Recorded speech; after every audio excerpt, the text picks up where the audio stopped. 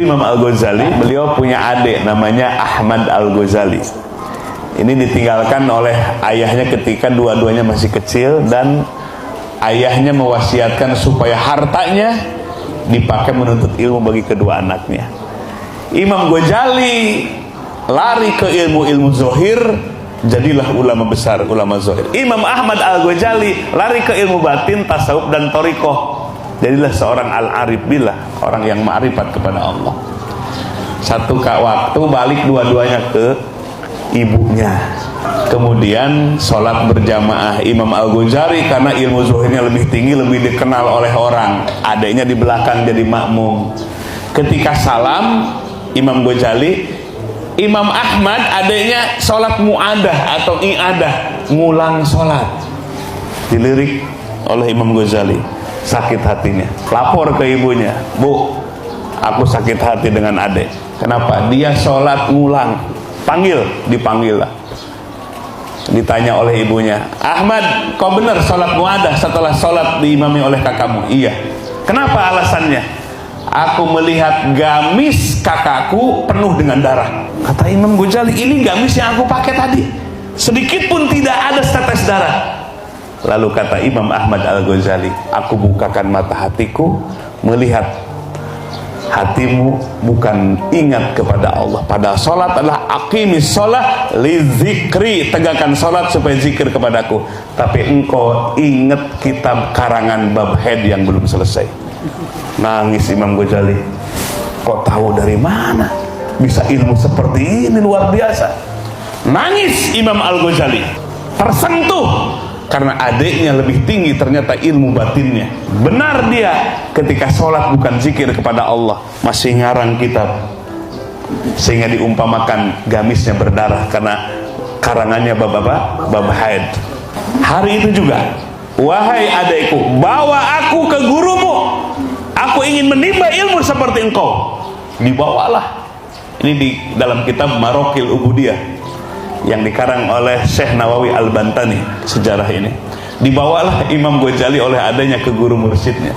Tapi gini, ternyata gurunya itu tukang sol sepatu.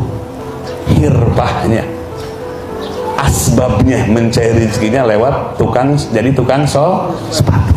Subhanallah. Jangan ukur orang dengan profesinya.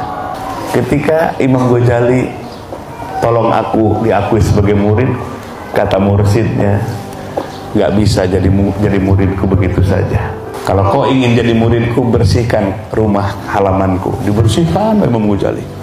Ulama besar, Pak, disuruh ngebersih-bersih apa? Halaman rumahnya.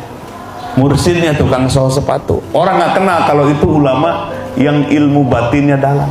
Setelah bersih, kata mursyidnya, "Jangan dulu, masih ada PR." "Apa?" "Tuh belah sana ada kotoran manusia. Ambil dengan tanganmu sendiri, jangan pakai alat." Imam Ghazali sudah mau buka gamis karena takut kena kotor. Kata gurunya, "Pakai gamismu, ambil kotoran itu." Di situ Imam Ghazali mikir, akhirnya dibukakan mata hatinya. Itulah ujian.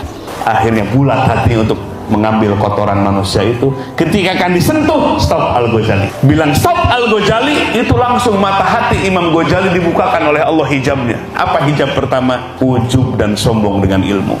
Itulah yang menghalangi hatinya tersambung dengan Allah. Jadi walaupun sudah jadi ulama besar, tanpa bertasawuf, maka ilmunya tidak nafi.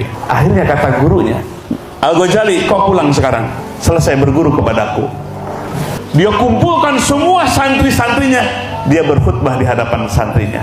"Baru saja aku dapatkan ilmu yang lebih hebat daripada ilmu yang selama ini aku ajarkan kepada kalian. Itulah ilmu hakikat." Maka Imam Al-Ghazali, Bapak Ibu sekalian, nggak palang tanggung.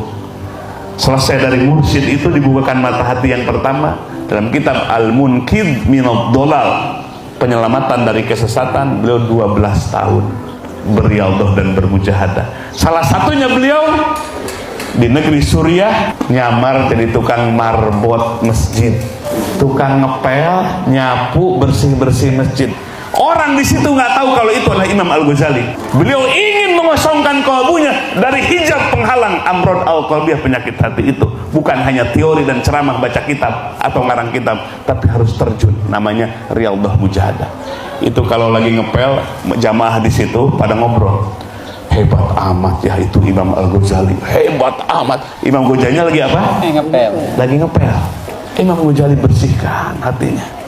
Malam hari dia naik ke menara, lalu dia ngarang kitab, jadilah kitab Ihya Ulumuddin. Buah dari praktek tazkiyatun nafs, pembersihan hati, membersihkan hati dari keakuan, salah satunya adalah ilmu dan amal. Nah, maka akhirnya Imam Al-Ghazali sukses, pakar di bidang ilmu tasawuf. Maka bangkitnya Islam akhir zaman adalah ketika umat ini mau mereguk kembali, memegang kembali mutiara Islam, ruh Islam, jauharul Islam. Itulah ilmu tasawuf yang hakiki, tasawuf berdasarkan Quran dan Sunnah yang dipahami oleh para ulama. Maka akan bangkit umat ini. Maka Ihya Ulumuddin ini membangkitkan ilmu yang ilmunya terputus menjadi tersambung kembali kepada Allah dengan ilmu, jadi tercerahkan dengan ilmu, menjadi semangat beribadah. Itulah Nabi beristiadah, berlindung kepada Allah, min ilmin la yanfa', dari ilmu yang tidak bermanfaat.